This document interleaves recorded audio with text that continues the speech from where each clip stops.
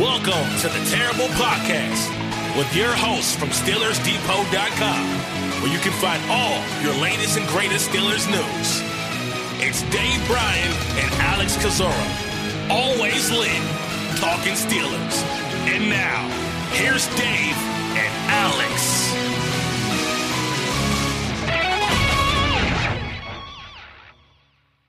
Welcome to the Terrible Podcast, Season 11, Episode 31. He's Dave Bryan. I'm Alex Kozora, SteelersDepot.com. Thanks for being back with us this Friday, Steelers Nation. Dave, good to be back with you.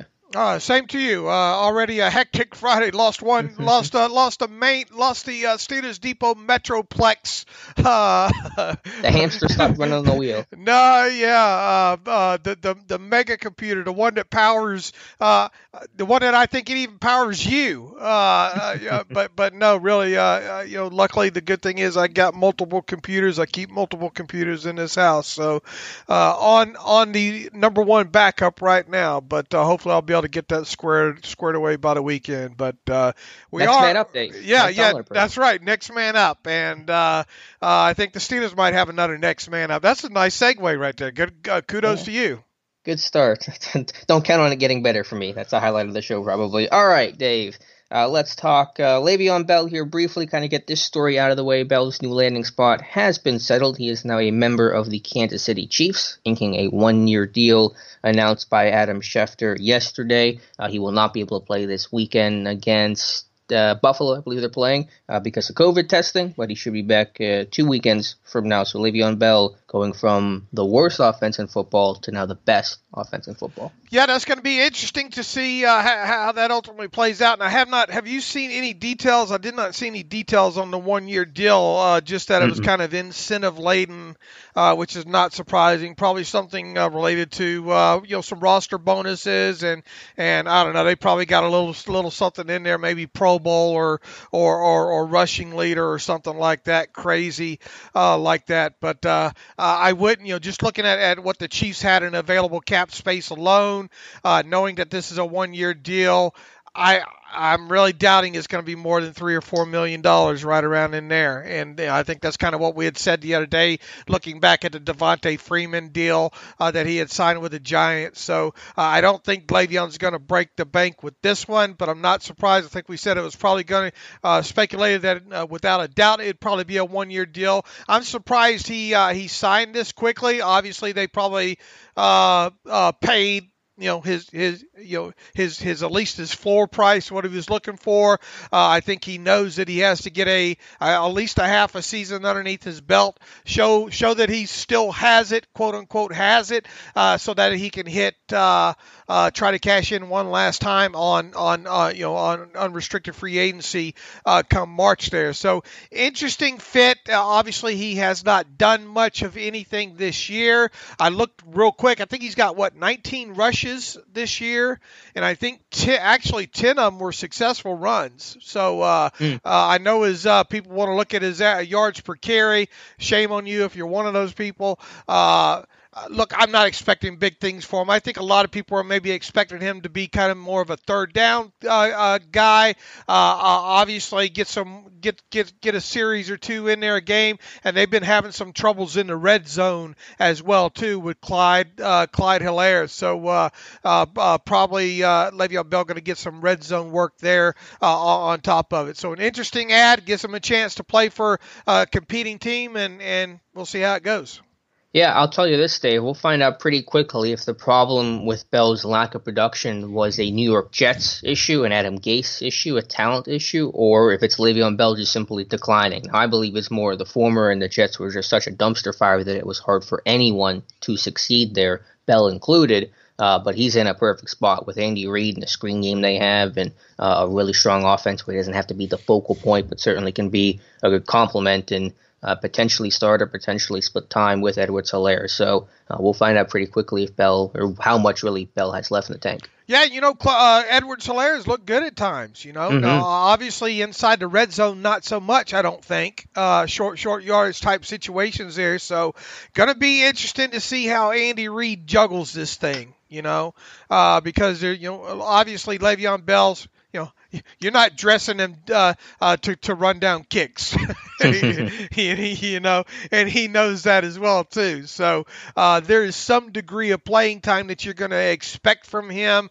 We've talked numerous times over the years about Le'Veon Bell and the pass protection element of his game. Still probably one of the best in the game when it comes to that. The thing is how deteriorated is his ability to run the football in that old, kind of delayed, approach, kind of pause approach to the line of scrimmage. Will that work with an offensive line such as the Chiefs? Well, we're going to find out. So they obviously needed another back over there to complement Clyde Edwards-Helaire due to I think the injuries that they've had there.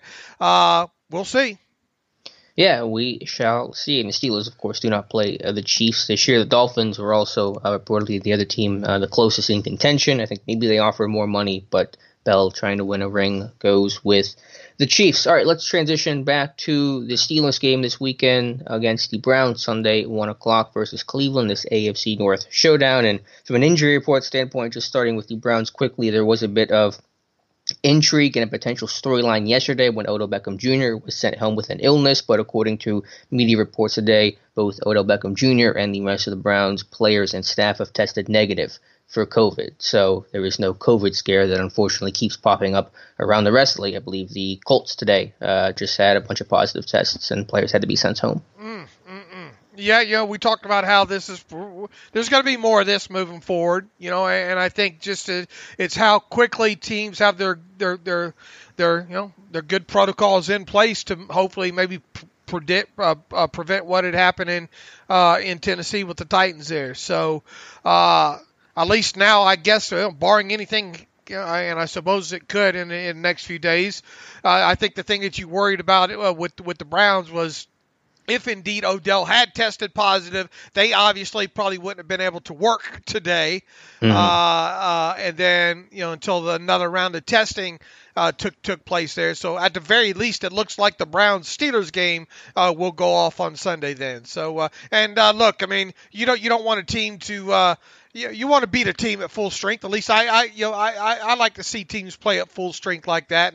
And the Browns not being able to have Odell, had that been the case, would have severely handicapped them. And they already had Jarvis Landry on the injury report, who's missing some time. I think he's going to play, but I think he's banged up on top of it there. So it sounds like, at least from a wide receiver aspect of it, that they'll have all hands on deck there against the Steelers on Sunday. And for Pittsburgh, it feels like they're going to get most hands on deck, according to yesterday's injury report. Marquise Pouncey had practiced in full, along with some other guys who missed Wednesday with some minor stuff. Eric Ebron, Juju, Stephon Tuitt, Ben, Deontay Johnson was limited, so it's good to get some work in after not practicing on Wednesday. And David Castro, though, seems to be the one guy who is unlikely to play this weekend. He has not practiced this week, so Kevin Dotson probably poised to make his, would it be, second career start there, right? Yeah, it certainly is trending that way, Alex. Barring some sort of kind of, I don't want to call it minor miracle, maybe they just held him out, David DeCastro, 2 days, and then kind of work him today and see how he does. But it's never good when a player misses the first 2 practices like that, and especially with him leaving the game when he did and not returning. So it obviously does not look good on Sunday for David DeCastro. I would expect him to be listed by Mike Tomlin after Friday's practices, either doubtful or out, and obviously at best questionable, and that would mean that one would think that Kevin Dotson would be in line for his second career start. If we were doing this not knowing, with not having seen Kevin Dotson play a single snap so far this season, we'd probably have our hands, our fists kind of clenched a little bit. But I tell you, the number of snaps that he's played so far, I'm not giving this a second thought, to be quite honest with you. He's been fantastic. I mean, as a run blocker, and I believe, and correct me if I'm wrong, that PFF has Dotson as the number 1 rated pass blocker at guard. Really incredible stuff. Again, I thought he did a tremendous job coming off the bench against the Eagles Sunday to just come in cold like that against a very tough Eagles front, Malik Jackson, Fletcher Cox, Javon Hargrave.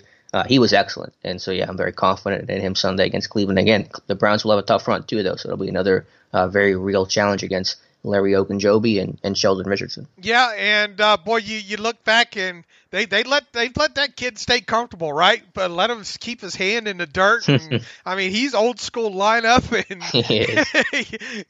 and you just look at some of those one-on-one matchups that he had. Alex, I know I pointed one out with him with Fletcher Cox. I think you pointed one out with him as well too. At least one of them.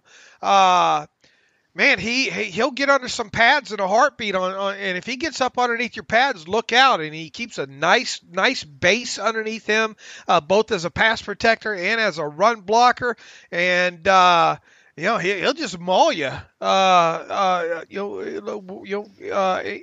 like I said, just win against some good competition against the Eagles. Impressive there. Look, they are going to test it. This is going to be another great test for him against the Browns, because we're talking about a Browns front that's been able to get after the quarterback with some regularity this year. Obviously, Myles Garrett. He's a monster on several levels. A little bit of a jab there, but this guy can really get after the quarterback. They move him around extensively. He'll be on both sides of the line of scrimmage. He'll get up over the guard. Sometimes they'll run some of those TE stunts with him as well too. So he's obviously not the only guy of four. They primarily like to rush four most of the time, at least that I've seen. I don't know what your data tells you as far as their blitzes and all. Really, they haven't had to blitz, I don't think, all that too terribly much, right? Right. They are 23% blitz rate. That is the lower third in football. I forget the exact number, but yeah, they generally get home with their front four. Right. So I guess long and short of it, look, the offensive line, top to bottom, going to get a pretty good workout this week, and especially the right side of the line there. With and look, we haven't mentioned enough about Okorafor so far. He's played well as well. So, but boy, that right side of that offensive line is really going to get a workout, especially when they have to defend against Myles Garrett on that side. The one guy we haven't talked about really at all is Alejandro Villanueva. He is not allowed a sack this season. Oh, no, that don't fit the narrative. You're going to have to move on. I'm sorry, you're going to have to move on here. That does not fit the narrative. There are some people telling me he has, but I do the sack breakdown, and everyone can see every single play. There's full transparency, and if anyone wants to disagree with it, then feel free to comment in the comments section. But I have not charted him for a sack this season, and obviously he'll have his biggest test Sunday against Myles Garrett, who has given him, like most tackles in football, a lot of trouble. But through the first 4 games, he's not given up a sack, and he's always kind of been a slow starter, a little rough out of the gate. But last year and this year, he's kind of really started the season strong. So Okorafor has done well too. Definitely, those young guys on the right side have been pleasantly surprising, but Villanueva on the left side has really been solid as well. Where does that narrative how has all that started with Villanueva? Yeah, it's a good question. I think some of the Myles Garrett stuff where he has had some rough reps, there's no denying that against Garrett. That one game that people got so upset about, it was mostly Larry Ogunjobi that gave that side of the line the most problems. Obviously, look, Garrett made some plays in that game against Villanueva, okay? Right. But it wasn't to the degree. What, do people just remember 2 plays and that's it? That's basically how offensive linemen are evaluated these days. 1 or 2 bad plays, and that's what sticks out to you. So that's partially it, yeah. I mean, look, is it going to be a great matchup on Sunday between these two? Absolutely it is. Is there a chance that Myles Garrett wins once or twice in this game? Absolutely. I mean, he's top one of your top paid edge rushers in the league. He should win a few times there. But Villanueva's been no slouch, and I think you even have a couple of clips from the Eagles game, right? Yeah, I have a couple of him on that chop that he loves so much. It's one of his most effective weapons against the long arm. But yeah, Garrett's a freaky guy that can bend the corner, and we'll talk about that more in the Browns scouting report a little bit later in the show. To circle back to the injury report briefly, also some good news. Marcus Allen and Derek Watt both practiced in full, so they should play this weekend. So that should get some reinforcements on special teams and some depth at safety or linebacker, I guess, with Marcus Allen. Yeah, so it's looking like just Castro, and we ended the show the other day talking about Stefan Wisniewski and being resuming practicing. I don't have a clue whether or not they plan on activating him for this game or not. You would think it's a little early for that, but if he's kept himself in good shape, how much do they actually have to see? That's true. Yeah, I mean, he could be ready to go, and if they do activate him, then you would imagine Derwin Gray goes back to the practice squad. Is that fair? I would probably think so, because just in case, because of J.C. Hasenhauer being there right from the get-go and having some center abilities there, would probably. Although if the Castro's out, you probably want to keep Gray. I don't know. I don't know how you want to play that one. It's 6-1, half a dozen the other. But Gray, at least, Hasenhauer doesn't have much more experience, but he's got a little bit, right? I think 4 snaps at Sunday's action, but yeah, technically so. And once again, Hasenhauer gives you sitter capabilities, and because if look at it this way: if DeCastro doesn't play, you run into do you want your backup center on the field, blah, blah, blah, and you would have to put Wisniewski in there at guard, and not that you think, living your fears that way. I would just tend to bet that if Wisniewski is up or is activated, that it would cost Derwin Gray his spot, but then who would you not? Well, obviously, DeCastro would be the lineman that would not dress at that point. So that doesn't change your inactives that way. Is there anybody else that we're thinking might be up this week? Obviously, in other words, why if Watt is back, and we think he will be, Derek Watt, that should prevent Edmonds from having to be promoted or being activated. Well, he's back. Right, yeah, he's back on the practice squad, right? Right. So, and then UG3 would go down with them getting healthy with Watt and Allen returning. Yeah, I guess that's really the only question is would they go back to Allen in place of UG3? I imagine they would. I don't have any evidence to the contrary. So that means, as we sit here today, regardless of what happens with Wisniewski, that we could probably go ahead and say that DeCastro would be down, Dobbs would be down, UG3 would be down, Gentry, Davis. Gentry would be down, and Carlos Davis would be down. That'd be your 5. So we should be back to 5 inactives regardless of what happens with Wisniewski, correct? Yep, that's how I envision it for sure. So we'll get the final injury report today. Again, yeah, I'm with you. I think DeCastro will either be doubtful, and that's being optimistic, or just ruled out entirely. I think Deontay is going to play, and the rest of the guys are basically already guaranteed to play. All right, and on the Browns side of things, it's pretty interesting there, I think, and it goes beyond what we talked about. I'm trying to pull up their injury report right now. It goes beyond Odell Beckham Jr. and the issues that he had being sent home. Their injury report.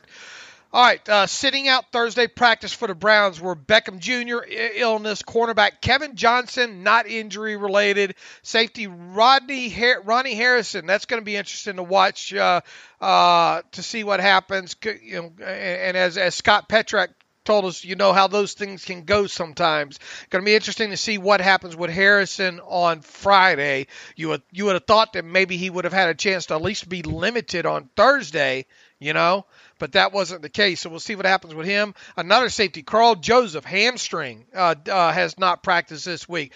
We talked about Jarvis Landry, even hip and rib. He'll probably end up playing, or should end up playing. I think 2 other ones that are in jeopardy of missing this game: Jacob Phillips, the linebacker, with a knee, and guard Wyatt Teller with a calf. It almost seems certain that he's going to miss the game. So that would mean Chris Hubbard likely to get the start there at right guard for them, which advantage Steelers on that. No offense to Mother Hubbard, as Mike Tomlin likes to call him there. But it's going to be interesting to see what happens at the safety position here. If they have to play Cedric, what's his last name? Red wine. Red wine. That would be interesting. They don't have the best safety, and the Browns just signed Kyle Laletta to their practice squad. So probably a good indication that Teller's not going to do anything for them this week. Yeah, I don't think Teller's going to be available. That's kind of was the sense we've had all week. So Hubbard should start at right guard. And Teller's been huge for them in their gap runs. I think he graded as one of the best guards in football from an analytical standpoint. So that is a definite loss. But overall, their offensive line has still played really well. I think Hubbard did do well filling in for Teller the back half of last week. And Bill Callahan has had that same impact that Mike Munchak had in Pittsburgh. And so that Browns O-line is in a much better place right now, even without Wyatt Teller. Right. And the only other thing to pay attention to, and he's obviously going to play, I don't know how much you went back and watched all 22 versus TV of the Colts game or not. I watched both versions of that, and Baker was hurting late in that game. Did you watch that game? Not with a TV angle of it. I saw it on the coach's film. Yeah, he's got those ribs that are definitely sore and had to go for x-rays after the game again. He should play Sunday, but he's going to be feeling it a little bit, I'm sure. And all that happened really, really late in the fourth quarter with him, too. And I think he threw one pass after taking the big hit, in that game. And he was in some pain. I imagine he's not feeling too great right now with that. He's obviously going to play. The thing that stuck out to me the most by watching most of his or 3 games of his this last week, and especially early in the Colts game, he's got some zip on that football, man. He can wing it. They do a lot of things with him moving around, moving him outside the pocket, play action, and all like that. But he does have a tendency, I don't know if you picked up on this too, to throw high. And kind of sell these things on him too. No, he had, I think, 2 interceptions in that game against the Colts. He probably should have had 4 in total on there. Either bad decisions or kind of selling them then. So that's one thing to pay attention is in this thing, in this game against the Steelers is him sailing the football. I imagine too, he's not going to want to take a lot of hits. Right. And that's what Cam Hayward said. They got to get after the quarterback. And unfortunately, Hayward's comments were, and this is not surprising, taken out of context or misconstrued, like they were going to try to deliberately injure him or something. And now, obviously, that was a ridiculous story, or even just to imply that. But yeah, they got to get after him for sure. And Mayfield's not taken a lot of hits this year. He's only been sacked, I think, 6 or 7 times. And so the O-line's done well with Jedrick Willis and Jack Conklin. So that should be a good matchup. And the Steelers will definitely want and really need to get pressure on Baker. Right, and man, I think if you get a hold of him 1 or 2 times and put a hit on him, I think you could severely impact his play. Because once again, you look at the end of that Colts game, Alex, and you don't know, because he only threw 1 pass, and he was hurting, I think, when he threw that pass as well too. So, and this is a guy that's been limited in practice for him this week as well too. So I don't know what kind of maybe shot he might get before this thing, or maybe a little bit of extra padding. But I'll tell you this, that kid was hurting at the end of that game. Yeah, do not let the Chargers doctor administer that shot. Otherwise, they won't see Baker Mayfield.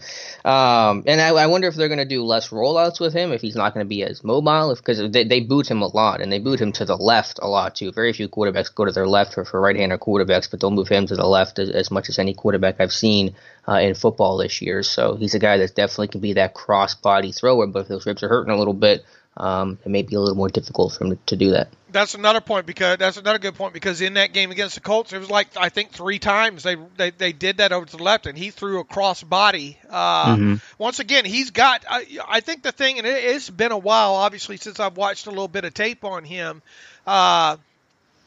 He's got an arm on him. For sure. He can sling it. He can put some mustard on it. And he didn't get some help in that game on top of it. Man, I think Landry had like 2 or 3 drops in that game. I want to say there maybe another drop or 2. So, and I think a few of them were on third downs at that. So he didn't get some help in that game on some completions that he probably should have had on top of it. So, We've talked, and we can go back to last year's meetings between these two teams as well too. One of the biggest concerns is keeping them inside the pocket, and not obviously that's next to impossible to do on design stuff and all like that. But one of the things that again stuck out against the Colts, who I didn't feel for most of the game didn't do a good job of getting any kind of consistent pressure on Baker. Now, they did hit him a couple times late in the game. That definitely impacted him. But for the most part, they didn't do a good job of getting consistent pressure on him. And when they did, he showed great escapability, and ability to extend the play. You remember the one on the touchdown pass to Kareem Hunt? In the end zone, a great job of extending the play and finding Hunt in the end zone there. So if I'm the Steelers, and I know we're kind of fast forwarding kind of into this real quick, but you got to kind of constrict that pocket on him on non-designed rollouts here and get after him. If anything, I want the ball coming out of Baker fast, or if he does hold on to it, he needs to be hit. Mm-hmm. Yeah, rush lane integrity is going to be huge, and I think that has improved the last 2 weeks against the Texans and the Philadelphia Eagles. But yeah, I wonder if you do some more design cornerback and Mike Hilton blitzes to try to counter and anticipate some of that play action. If he's going to roll to his left, maybe he rolls right into a Hilton blitz potentially. So that's something you could see more of this weekend. But yeah, and obviously the run game is excellent too. We'll talk about that a little bit later in the show. But yeah, from a Brown standpoint, they're going to have some injuries, but so will the Steelers with David Castro likely to be out. I said guard. This is an interesting move. Lalletta's a quarterback. Yeah, Lalletta quarterback. That's an interesting move on their part to sign a quarterback to the practice squad this late in the week. You think it could signal something with Baker? Did he was limited yesterday on Thursday? He's been limited 2 days in a row. I think he's going to play. He's a pretty tough dude, and this is such a big game. Yeah, but why would you make a quarterback practice squad move this late in a week like this on a Friday? Yeah, I mean that's fair. Just in case, I guess, if a literal Charger situation comes up again, where something doesn't happen, with a pregame injection. Well, I guess too. Look, they had he replaces Garrett Gilbert, who had been on the practice squad this season until the Cowboys swiped him off on Monday. Still kind of a late week, late week kind of move there. I'm not saying. I'm just saying this is kind of weird to see this happen on a Friday. Did they work Lalletta out? And we probably don't have an answer to that. Did they work him out Tuesday, and he just had to go through COVID procedure to get official signed for today? That could potentially be an issue as well too. So maybe the whole COVID thing is what got this thing held up here. Yeah. We'll keep an eye on it, though, for sure. It's certainly a storyline to watch. But we'll talk about the Browns a little bit later in the show. Let's talk about Randy Fichtner and Keith Butler. As always, they spoke to the media this week, and we'll start with Keith Butler talking about trying to slow down Baker Mayfield, but also trying to slow down Kareem Hunt and company in that Browns run game. And I think that's going to be one of the bigger matchups to watch because on paper, the tail of the tape is the Browns have the NFL's number 1 rush offense, while the Steelers have the number 2 run defense. And, of course, the Browns have to win this game. They're going to have to run the football effectively, and the Steelers, to win this game, are going to have to stop the run. And so you kind of have the best of the best on each side going at it, and that's going to be a really key and telling overall matchup to watch. Yeah, iron on iron, steel on steel, 2 trains, whatever you want to characterize this. And Callahan with his ability to mix in man and gap and zone scheme blocking in this thing makes it even tougher. I mean, you see a lot of times their offensive linemen out at the second level, on top of it. They just do a good job man for man across the board when it comes to throwing off opposing defensive fronts and finding. And look, it hasn't mattered who's been in there at running back. Obviously, Chubb's not going to be in this one, but Hunt has done a lot of damage and can do. And they do a good job of getting him out on the edge as well too, I think. And then D'Ernest, what's his last name? Jackson. Johnson is another one, just come right out of nowhere. There has been good for them. They're not afraid to give the fullback a few carries either, or use the fullback. Probably going to see the fullback on the field 12 to 15 snaps a game with them. They're not afraid in short yardage situations to hand him the football. Yeah, it's a really good run scheme, and they got a lot of talented backs, and so that is, again, it's going to be such a critical matchup, obviously, to determine who's going to probably come out victorious. And this one, Keith Butler also asked about what happened on third down against the Eagles on Sunday, where Philadelphia was 10-14, I believe, on third down, and Butler just kind of hemmed and hawed the answer and gave credit to the Eagles for making some plays, and that's totally fair and I think right to do, but said they probably do need to do a better job of disguising some of their coverages a little bit more. So that was the only thing really Butler had to offer from a Steelers standpoint, was do a little bit better job disguising some of their coverages. Yeah, and I think I forget how many. I think there were two that we talked about the other day that were just great plays by Fulgham. Okay, the one down the middle of the field to Hilton. I mean, that's a great contested catch. The one over there on the sideline. A few of the others, though, were kind of easier kind of plays, and I think you did a great job of several of those plays. I think one of them was even on the play that I pointed out originally there, the miscommunication on a possible zombie call in one of those scenarios there, and we don't know who was wrong there. Was Minka wrong on that play for diving down? Did he miss it? I think he did, actually, because later in the game the Eagles ran the same concept and Minka stayed high, so they weren't doing the zombie call. They were going back to old rules, and I think Minka may have got his wires crossed there.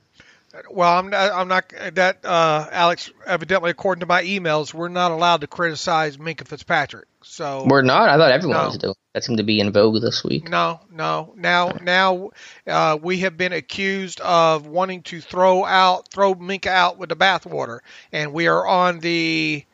I wish I could find the exact wording of the email here. I am really surprised both the Yins trying to hop on the Minka is bad bandwagon. I think we kind of said the opposite, not to panic about Minka, but we just want to see him make some of the splash plays because that's obviously something he's capable of doing. Right, and like it or not, he has been targeted a few times, and like it or not, he's it hasn't been a lot. Quarterbacks are indeed staying away from him, but there are other situations where possible miscommunication situations where maybe he should have been in a different spot, correct? Yeah, and it really was just that one play that stuck out to me from a potential miscommunication standpoint with him. Well, there was also the Fulgham touchdown too, although that one's harder to really pinpoint who's to blame for that one as well. It just overall for the secondary, as I mentioned, it's not a one guy issue with the communication problems. It's a unit issue, and that's something that should not be happening with the veteranness of this group, the continuity of this group, and the talent they have. I shouldn't be seeing that stuff in week number 5. So, in other words, the Dolphins got the better end of the trade, didn't they? I saw an article about that like 3 weeks ago that it was a bad trade to acquire Minka. Right. Just kind of had to shake my head at that one. Right. Evidently, that's the side that you and I are both on now. So, I don't understand some of these emails. People just don't listen or hear what they want to hear, I guess. Look, Minka's not been without fault. And once again, I think the biggest criticism I have on Minka so far is the tackling more than anything. Get some of these guys on the ground. And, it is going to be interesting to see maybe if they're able to disguise things a little bit better with maybe some late pre-snap rotation. And I think you did good on whatever it was, 4 or 5 plays to point it out that and people say, well, how does this miscommunication still happen, Alex? It just does. Is it 1 or 2 players maybe not having the IQ aspect and not picking something up? Is it just is it Bush in there not maybe recognizing things and getting and trying to disseminate the information too late? It could be a number of factors. Yeah, it's really hard to pinpoint the why, and even on those clips I wasn't even assigning specific blame. Mostly it was just more about here's an obvious miscommunication problem and it has to get fixed. So it is hard to determine and evaluate why it's happening, but it is happening. And so regardless of what that why is, they better find that out and clean this stuff up.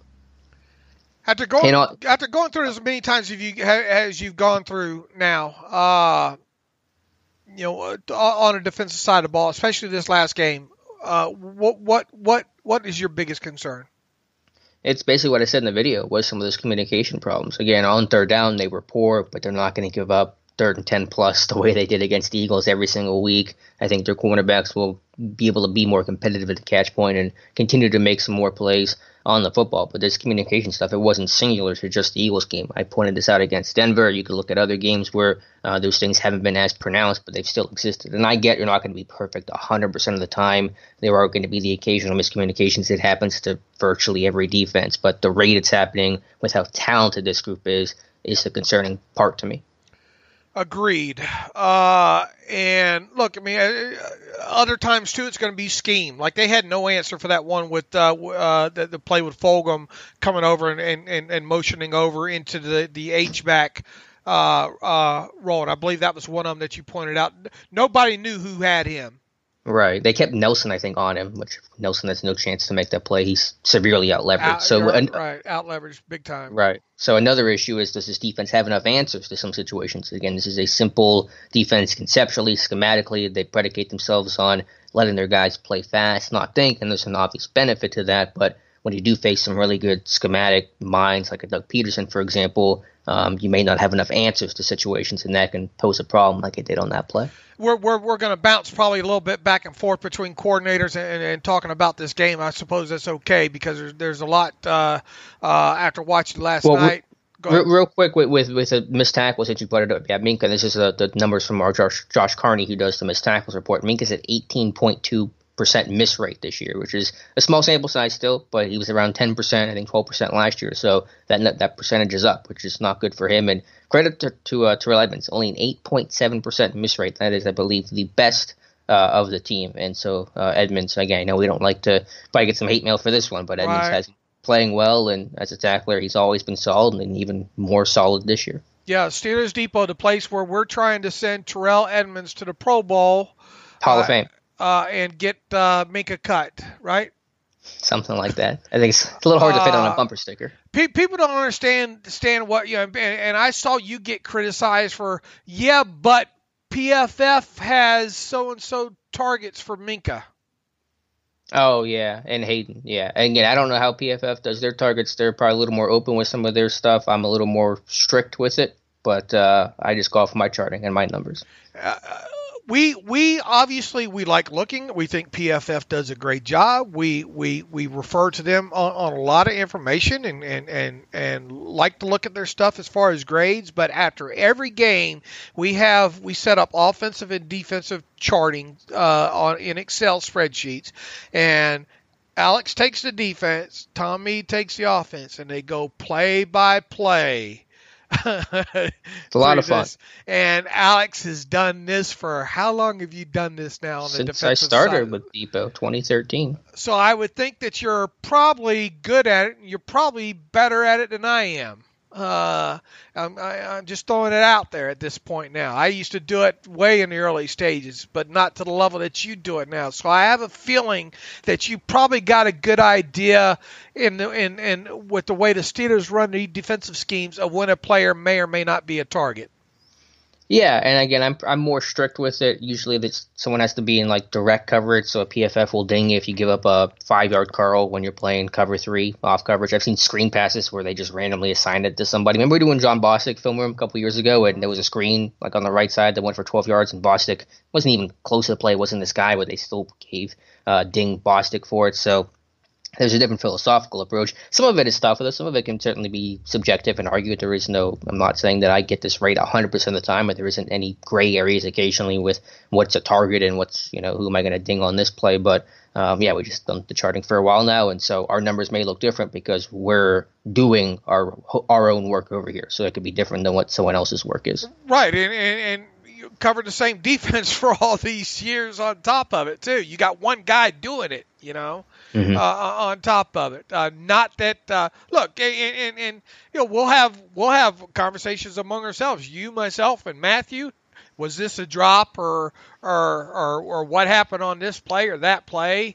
There is some level of subjectivity to it. There's always going to be a level, unless we have the play call sheets, which I doubt we're going to get those at some point here. But all right, circle it back to Minkah and Edmonds here.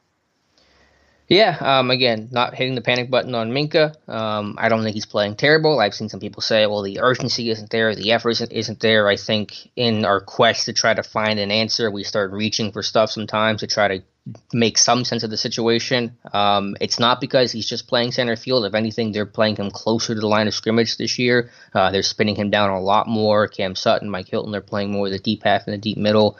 So that's not, to me, the answer. We'll just kind of see. It is only 4 games, and we'll see what happens against the Browns on Sunday. People want to blame Keith Butler for it. This one emailer that I went back and forth with, saying it's they're not moving him around enough, but they have moved him around. Yeah, they have. I mean, we don't chart it to that extent, but I'm sure if I went back through it, I can promise you they're moving him around more this year than they did last year. Says both you and Alex use examples as how he needs to splash more. I just don't think it has anything to do with him playing differently, just how he's being utilized by the defensive game plan and how the offensive game plan is against him. I mean, there certainly is true to an extent. Obviously, teams are still not throwing to Minkah a lot, and a lot of plays that are being made by offenses are happening outside the numbers. But again, they have not just stuck Minkah in center field this year and called it a day. I mean, they have made an effort to move him around, I think in an effort to get him closer to the football, to impact offenses more, and to try to get some of those splash plays he's been missing for quite some time. So I would agree with partially with the latter assessment about offenses and what they're doing, but in terms of what Butler's doing, they're trying to get this guy going. They're not just sticking him in center field and letting him just play 20 yards back. All right, so just to be clear, you don't think Minkah should be benched, right? I do not. Nor do I think Terrell Edmonds should be benched, and that may ruffle some feathers. Okay, I'm going to now. I guess it's because we've been together so long. I'm going to agree with you, just to make us both look better here on both those. No, obviously, look, we can criticize these players and it be okay, folks. It's what we're supposed to do. Objectively, we say one bad thing about about a player, then automatically it's look. You knew how I felt about Ryan Switzer. Okay, there are some instances where we're going to advocate benching or not keeping them or yada yada. It's okay to go through each one of these players and find faults with their games at times here. So anyway, back to the Browns here. One thing that stuck out to me offensively, especially in the game against the Colts, they will chew up zone defenses. I think Stefanski's doing a brilliant job with mixing things up. They'll use a lot of heavy sets. At least they did against the heavier sets with the Colts. Multiple tight ends in it. They had a fullback on the field, and they're not afraid on top of it to spread things out with 11 personnel. They're almost, you can count on a trickeration on about at least twice a game, I think, from them with Beckham maybe orbit and getting the ball in his hands and trying to throw the football that way. Would you agree that you're probably going to want to play a little bit more man coverage against these guys?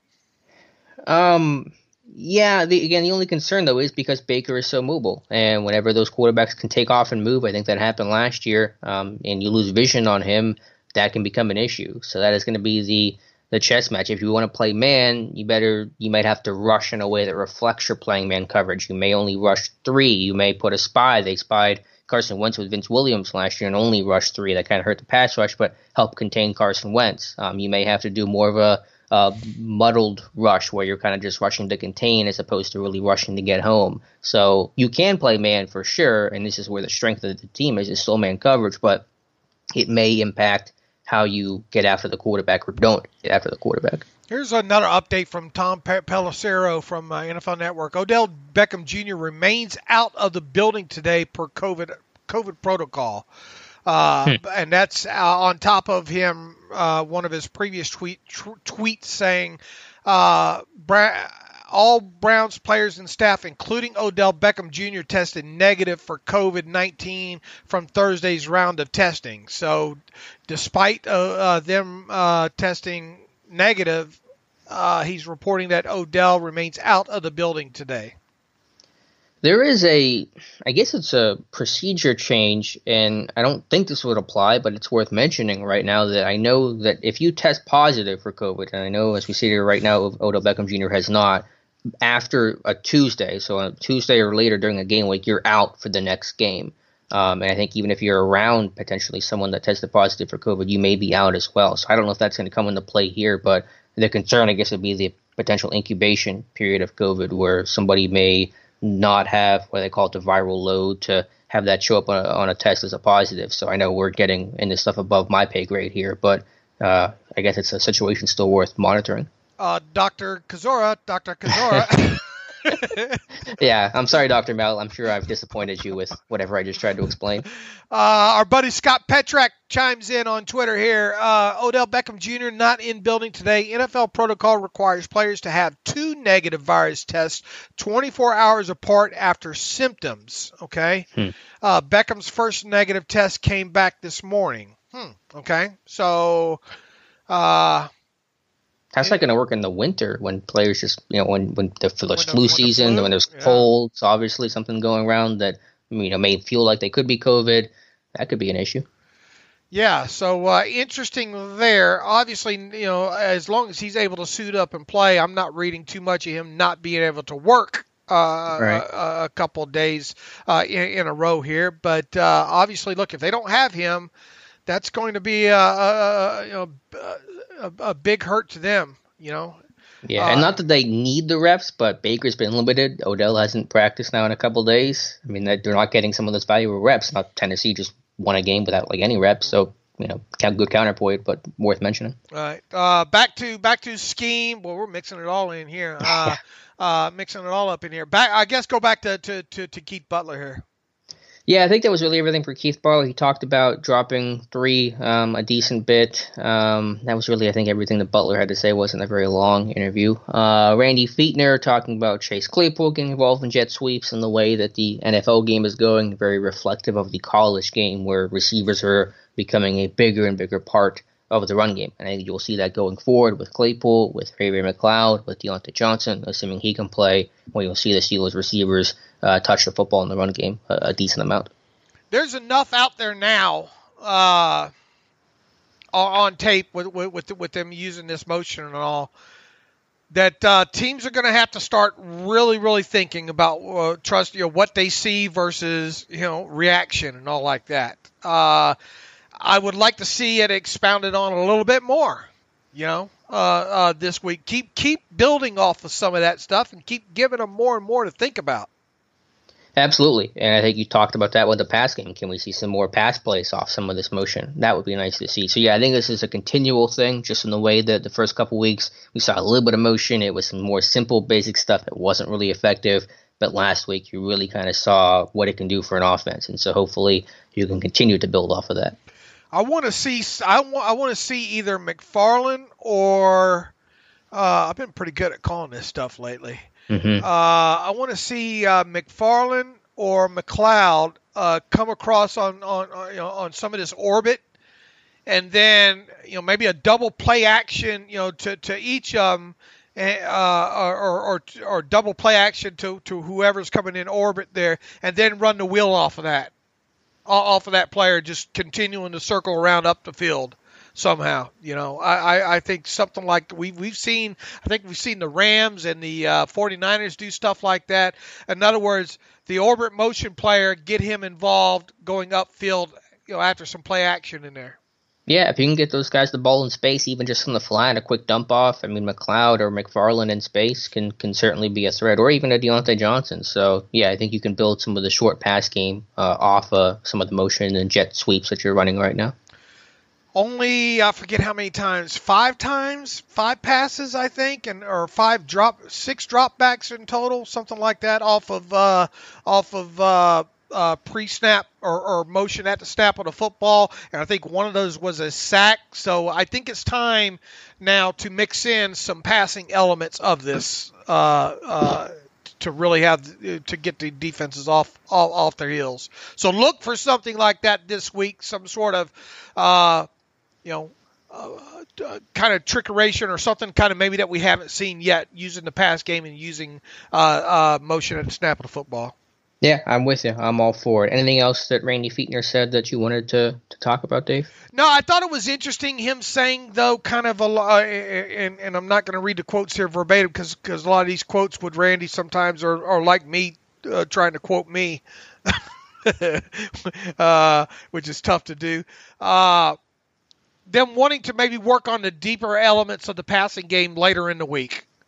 And specifically, I think he said maybe it was Thursday, because Ben's been taken off on Wednesday. I think there was a little bit more probably time given to maybe situations where to get Ben some work throwing the football down the field this week in practice.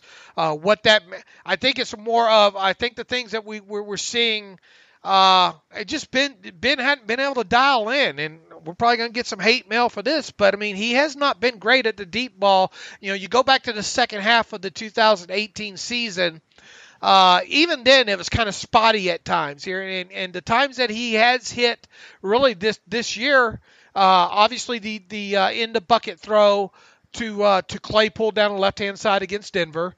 And then also in that, I believe it was the same game against Denver, him extending the play to Deontay Johnson in the end zone. Now, look, you don't want to criticize a touchdown throw, but that throw was behind Deontay Johnson, okay? Mm-hmm. He's got to start getting this thing dialed in a little bit better, and it would against this Browns secondary. And here's the other thing: throws to the middle of the field.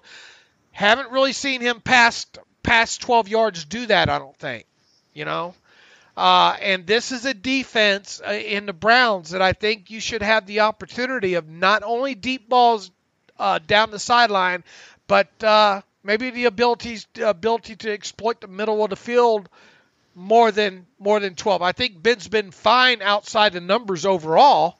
It's just let's start seeing what he can do between the numbers and down the field. Yeah, just to read one small excerpt of the quote from Randy. He's saying that, base stuff comes in Wednesday, and then, quote, you start specialty, red zone tomorrow, meaning Thursday, and that shortens the field, which shortens the throw opportunities down the field. You can see how that can kind of build. He had already talked to me today about an individual tomorrow working a few more down the tight field throws. So maybe they will have a more concerted effort later in the week. Instead of doing some red zone stuff, they may work on some longer field opportunities where they can work on the deep ball type stuff. So, yeah, I'm with you, Dave. I think you can exploit this Browns team. The secondary has not been great this year. They've had some injuries, and they do bust some coverages, something I wrote about in my scouting report on Steelers Depot. Down the middle, carrying number 3 vertical, they will have some trouble picking that up. And so I think you can make some plays down the middle of the field against the Browns on Sunday. And obviously, you got to be able to block that up to give them time too. Absolutely. So that's with I'm going to start calling him Monster Garrett instead of Miles Garrett, because that guy's just been ferocious off the edge. So you're going to have to do some things. And I think the Colts try to do some things. they're going to have to give both Villanueva and Chiquamo Okorafor a little bit of help there in the form of getting pounded on maybe by McDonald and Ebron before they go out, and some chips with some of the backs here. If you want to give Ben Roethlisberger a good chance at connecting on some of this stuff, you need to make sure you block this stuff up pretty good. So that's going to be a very important element of this game. Yeah, no, absolutely. Pass protection, because the Browns' pass rush is solid. It's obviously starting with Myles Garrett, and if you want to throw down the field, do 5-7 step drops, you better be able to block it up, like you said. So, anything else from Randy? That was kind of everything that I had from him. Yeah, I think we got on the main things with him. All right, well, let's jump back into our Browns reports. We've already talked about a good bulk of the Browns offense and what to expect. But, yeah, I think play action for Cleveland. I mean, they're very good at it. They do it frequently. Like I said earlier, they roll Baker to the left more than almost any quarterback in football. Maybe the Mahomes, Rodgers, Wilson type of usage. And they'll run over routes. They'll run a wide leak play. Well, they'll have if it's rolled to the left, they'll have the tight end Hooper leak out to the right. Yeah, Hooper has gotten involved in the offense. He's got 10 catches over the last 2 games. So you got to really be on your P's and Q's, because their play action game, all the runs look like passes, all the passes look like runs. It's hard to discern. You got to really be able to read your keys and react quickly, and that will be, I think, one of the biggest challenges the Steelers defense is going to have Sunday. Yeah, look, I mean, not only with when you talk about guys like Beckham and Landry, and both of them, look, I talked about some drops in that game against the Colts too. I mean, Landry made a couple of nice contested catches in that game as well too.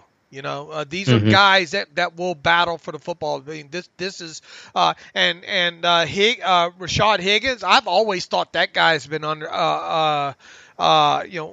disrespected and really underrated. They got him back involved with some things last week against the Colts, and then you throw on top of it the way that they're not afraid to use their tight ends, especially out of heavy sets.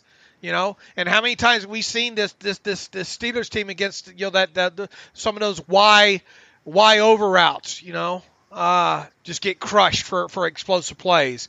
And Hooper, they'll definitely not afraid to use Hooper in that fashion, nor David Njoku now that he's back. You know, as well. So it's almost pick your poison.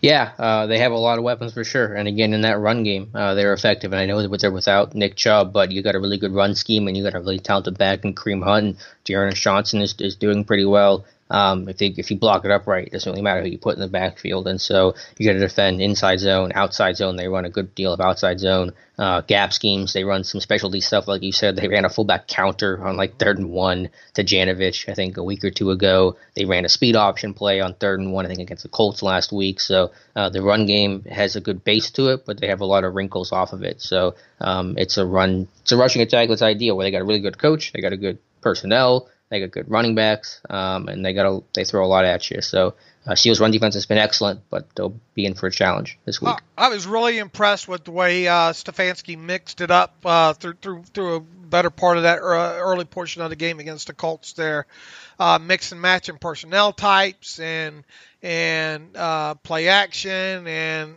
different ways that moving Baker around. I'm not convinced that. And look, we talk about man coverage and Baker, because Baker took off on one of those around the left hand side when something wasn't there, and I think picked up a key. I don't know. I can't remember if it was a 3rd down or not against the Colts there, but obviously not afraid to use his legs. Probably going to want to less. If he gets out there in the open grass, you better hit him.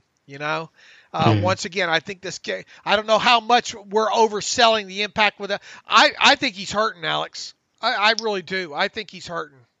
He is, but he should be wearing one of those jackets, and he'll probably take an injection, so he shouldn't be in a lot of pain, I wouldn't think. Although, I don't know, with ribs and how well can you breathe and stuff like that. We'll see how that goes. I'm not into predicting players. I wouldn't be surprised to him not being able to finish this game. All right. Who's the backup there in Cleveland, though? Case Keenum? Isn't it? Is it? I believe you. I believe it is. Okay.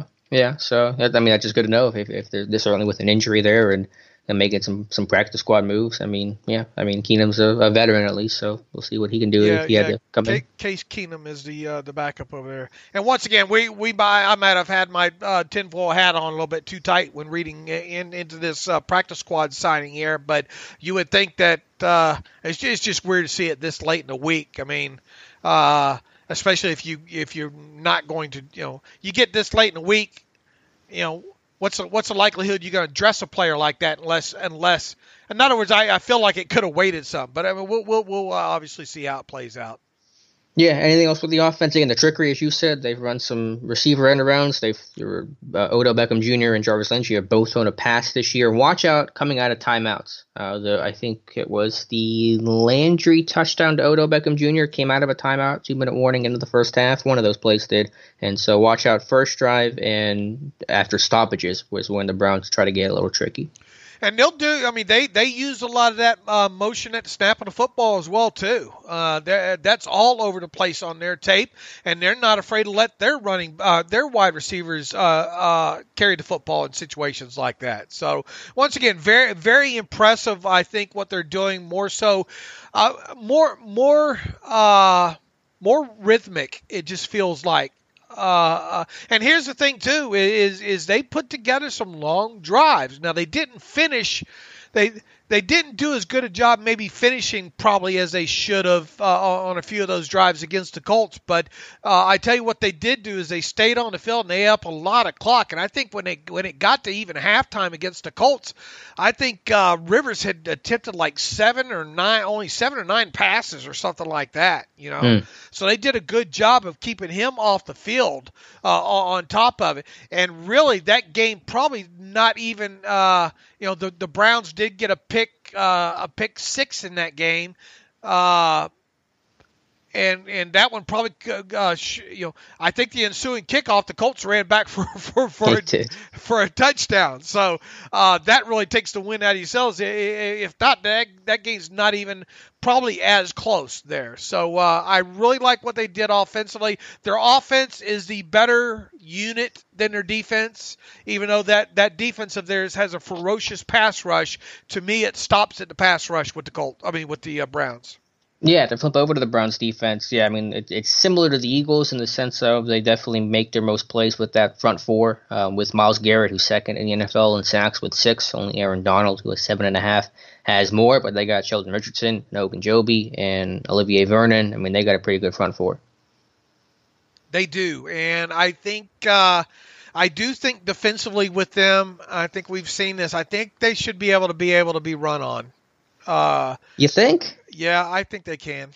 They're giving up 3.9 yards per carry. I think you can run the ball on the outside. I think trying to run it up the middle is going to be more difficult because Ogunjobi, Richardson are so good along the interior. So I think if you're going to run the ball on the outside with some of the receiver jet plays, I think can work. But I think if you try to go up the gut, I think it's going to be tough sledding. I think they can be able to run up the middle on these guys. I think they can run some power on them as well, too. So if you can get out there on those linebackers fairly easy, I'm just throwing it out there. I think James Conner could have a pretty decent game against them. Yeah, the linebackers definitely aren't great. They've had some injuries there with Mack Wilson. They're getting him back, but B.J. Goodson, Taki. They're not terrible, but they're not all-stars, obviously. Right. I think they can be run on for sure. Yeah, but with Garrett, it's interesting. They definitely have moved him around more. Some of that's been matchup-based against the Cowboys Week 4. They were getting him away from Tyron Smith, the Cowboys star left tackle, to put him on some of the rookies. And so will they get Garrett on the core for some more? We'll see. Obviously, he's given Villanueva fits too. So interesting to see how they approach where they line up Myles Garrett. And I think this is yet another game where it sets up good for potentially the Steelers tight ends getting involved. Yeah, you like the matchup with what he brought on some of their linebackers? Right. And some of the safety plays, too. Obviously, They got some injuries at safety as well. But, yeah, everything else in the back end, I think the secondary has not been the strength. They've given up some big plays in the past game. They've busted some coverages against the Colts, especially last week. So I think getting tight ends, number 3 receivers, vertical down the seam can definitely be where the Steelers can make some plays in the past game. Last out for Cleveland, they got 7 forced fumbles as a total defense this year. So they really could do a good job at ripping the football out. Garrett has 3 of those forced fumbles, and so protect the football because the Browns do a good job of popping it out. And when you look at how many interceptions do they have this year defensively? It's like 5 or 6. Nobody has more than 1 though. It's been just sporadic. And the one to pick 6 that they got off Rivers was just a horrible, horrible decision by Phillip Rivers in that situation. And I seem to remember the Dak giving, I think it was Ward, a bit of a gift at the end of that Cowboys-Browns game as well too there. So not saying they haven't earned it, but maybe I am. Their secondary is not all that. Just don't force the football. And Ben's talked about that this past week. Just trying to make a concerted effort. But look, you got to be out. Barring your defense giving you some good field position in this game, the Steelers' offense is going to have to do a little bit better job, I think, of manufacturing some big plays. Now, obviously. The touchdown pass to Chase Claypool late in the game against the Eagles was an explosive play. It was a deep ball down the field, but that was a spotted mismatch, schematical matchup more than it was 2 players making plays, which I know it all counts, right? But one of the things I'm really, really looking for in this game, Alex, is Roethlisberger down the middle of the field past 10 yards. And Roethlisberger just deep past 20 yards down the field on top of that. I'm with you. I think those are really good points, and I think that's the area where you could exploit this Browns defense. Right. All right. Anything else from the Browns you want to talk about? Or I think we covered the scouting report on them pretty good. Special teams. I mean, I think obviously with them giving up in the manner that they did, that touchdown, I think that comes into play. Aren't they without one of their better special teamers or no? I can look at the injury report again. I'm not quite sure. But maybe this can be a game that Ray breaks one. Yeah, I mean the Steelers kick return. It's very rare we say that has done well this year, and they've been close to breaking a couple. And so Jacob Phillips, is that who you're thinking of, the linebacker? Maybe it is, yeah. But and did he miss the last game or no? Maybe, I'm not sure. But yeah, they got a lot of injuries. I mean, who's going to start at safety for them? That's why I started off with that top. I'm talking about their secondary. I mean, you could have Redwine and Sendejo, and I don't think the Browns fans are too excited about Sendejo. Yeah, I mean, I liked him at Minnesota as more of a box guy, but I don't think he's played great. Because Ronnie Harrison, who they got from Jacksonville, has a concussion. Carl Joseph with the hamstring. Yeah, they're definitely hurting at safety. And look, I mean, I was a fan of Carl Joseph coming out, but I mean, what has he really done? Since then. In other words, this is something to watch for when it comes to, especially Harrison. If he's unable to suit up, Redwine, even though he had an interception in that game, which was another gift by Phillip Rivers, that was another one. He's only played like a handful of snaps, NFL snaps so far on the defensive side of football. Yeah, I liked him coming out of Miami, but probably a guy you want to go after. Right. All right, Dave, I think that's everything on Cleveland. Let's go ahead and before we make our Week 6 predictions, let's hear from our friends over at MyBookie. Let us do that indeed. And if I can find out what I did with my document here while it's opening up.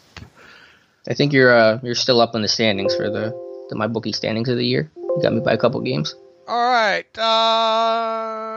Here we go.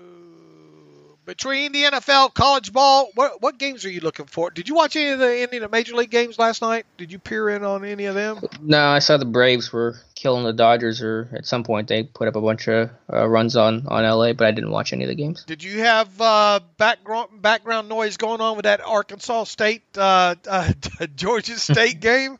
No, I lived through your tweets, your timeline for that stuff. That was an entertaining game for sure. Who won it? Who won the game? I don't remember watching the end of it there. I remember flipping back because I was watching the end of the. I was trying to get through some Browns tape as well too. It was 50-something to 59 to 52. Arkansas State, won 59-52 win for Arkansas State. Right. I didn't remember who won. I remember someone making a big play there at the end. Okay, let's see here. Where was I? Between the NFL, college ball, and Major League Baseball playoffs, there's no shortage of games to watch. And with thousands of lines available on all your favorite sports and events, you can turn your game day into payday with MyBookie. If you're the type of guy who likes to back the big favorites, consider putting a couple in on a parlay for a much bigger payout. Not only do parlays make meaningless games exciting, but more importantly, they give you a chance to turn ordinary bets into a real moneymaker.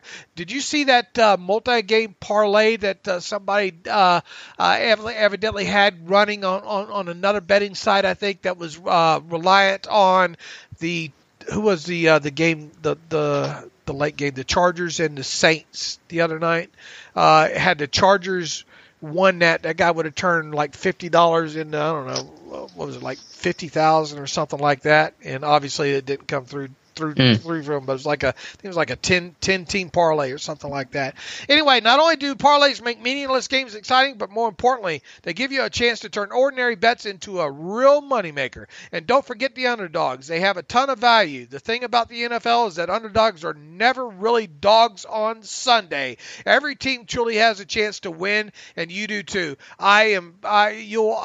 Don't tell me about trap games in the NFL, because those things don't exist. And good for MyBookie pointing that out, basically, because dogs on every Sunday, every team truly has a chance to win. And you do too at MyBookie. Game spreads, championship futures, and player prop bets. It's never too late to get in on the action and start turning your sports knowledge into actual cash in your wallet. Sign up at MyBookie, and when you do, use our promo code TERRIBLE. That's terrible to claim a deposit match dollar for dollar all the way up to $1,000. It's a bonus designed to give you a little help and a head start on your winning season. That's promo code TERRIBLE for you to claim your bonus when you make your first deposit. Stacked UFC cards, presidential prop bets, all the major sports, and more. Sign up today to begin your winning season exclusively at MyBookie. All right, Dave, let's get to our Week 6 predictions. Would you have a train going by or something? We got to get the train in here. Yeah, the bingo card has not been crossed off today, thankfully. I guess maybe because we're recording maybe about 30 minutes earlier this morning here. All right, let's start with Week 6 of the NFL here. Well, did you like the feeling of not having NFL football last night? It was weird, yeah. I mean, I lived. You lived to tell about, didn't you? All right, Chicago Bears at the Carolina Panthers. Alex, Carolina Panthers at home, laying 1 point. Yeah, they're still without McCaffrey, but Mike Davis is doing really well. I don't know. I'm going gut here. Give me Chicago in this one. Give me Chicago plus that point. I think Chicago wins this outright, maybe by a field goal or something like that. I'm with you. Detroit Lions on the road against the Jacksonville Jaguars. Jaguars plus 3.5 at home. Lions are favored in this one. Yeah, I'm going to go with Jacksonville. I think Minshew's been doing well, and but Laviska Shenault almost became a Steeler, but I think he's done pretty well for them too. I will go with you on this one as well too. If Jacksonville loses, maybe it's just by a field goal. So I think that half points might end up being crucial here. So I'm going to hold your hand on this one as well too. Give me Jacksonville plus 3.5. Atlanta Falcons on the road at the Minnesota Vikings. The Vikings favored over the Dan Quinn's out of there now, and Dimitrov and all like that. Is this going to just collapse the Falcons or what? Vikings at home, laying 4 points. Alex. Yeah, I mean the Vikings don't look like they're going to have Dalvin Cook, but Madison's doing well. I want to go with Atlanta here with the whole motivation after the coach getting fired here, but that defense is just too rough. Give me Minnesota. Yeah, I'm with you on this one as well, too. I'm going to hold your hand on this one. Give me Minnesota at home, lay the 4 points. Houston Texans at the Tennessee Titans. The Titans impressive against the Bills the other night there. Boy, that Derrick Henry, he is something. Tennessee favored over the Houston Texans, 3.5 points at home. Yeah. Yeah, give me Tennessee in this one, but I think it will be a really close competitive game. I'll go the other way on this one. I'll say Romeo Crennel at least gets these guys up, makes it maybe at least a field goal game. So I think that half point will once again come in key here. Give me the Texans plus 3.5 on the road against the Titans. The Washington football team on the road. I know your DVR will be set for this one, Alex. Washington football team on the road against the New York Giants. The Giants favored by 3 at home. Yeah, not one I'm going to watch. Give me the Giants in this one. Yeah, I don't know what to do here. I'll go with you. Give me the Giants late at 3 points. Baltimore Ravens on the road against the Philadelphia Eagles. Boy, the Philadelphia Eagles, they just can't afford to. I don't know. Maybe they can in that division. In the East. Yeah. In that division there. But Ravens on the road favored by 8. Yeah, Lamar Jackson, that Ravens offense has not been as good. I'm going to say the Eagles cover. Ravens win, Eagles cover. That defensive line, I think, will get some pressure on Jackson and play the run well. How about Dave's Stone Cold Lock of the Century of the Week here? How about an upset? That would help the Steelers, too. Give me the Eagles. I'll take that 8 points. Give me the Eagles on the money line, too, straight up. Eagles beat the Ravens at home. How's that? Cincinnati Bengals on the road against the Indianapolis Colts here. Boy, the Bengals have lost a lot of players on the defensive side of football, man. And that Colts defense, they weren't great against the Browns. They'll be looking to rebound. Colts at home, laying 8 against the Bengals. Alex, what you got? Yeah, I'm going the Colts on this one. That defense is stingy. I know the Browns got to them a little bit last week, but the Bengals can't pass protect, and A.J. Green just looks done. Yeah, he does. It's been a nice start for Joe Burrow, but give me the Colts lay the 8 in this one. Denver Broncos on the road against the New England Patriots. The Patriots 9.5 point home favorites against the Broncos in this one, Alex. Yeah, big line. Give me the Pats. Cam Newton's back. I don't know if Drew Lock is back for Denver yet, maybe, but either way, give me the Patriots. Yeah, it might not matter. Give me the Patriots to win big, lay the 9.5 in this one. I'm with you. Jets on the road against the Miami Dolphins. Wow, I know, I'm not going to watch this one. Dolphins at home, laying 10 against the Jets. Yeah, this smells collapse all over it now. This smells Adam Gase being out of a job this time next week. You would think so. Clock's certainly ticking. Meter's running, as you would say. But big line, but I'm still going to go Miami because, I don't know, the Jets are just a complete mess. I'm gonna go with you. I think we have a lot in common this week here. Give me the Dolphins to cover that as well too at home. Lay the 10 points. This smells like 38-3 for some reason. Here's a good one. Green Bay on the road against Tampa Bay. Tampa Bay plus 1.5 at home. This should be a good one. Brady versus Aaron Rodgers. How healthy are the Packers? Are they getting Devontae Adams back? I think that was the buzz, right? I think that was the buzz at the starting of the week. This way, it's gonna be a great game. I'm gonna lean Tampa Bay here just because I think that defense is a little stronger and they're just a little healthier of a team overall. Give me Aaron Rodgers on the road, straight up win. Beat Tampa Bay here. So I'll lay the 1.5. I guess is what I'm saying here. Los Angeles Rams on the road against the San Francisco 49ers. This should be a fun one.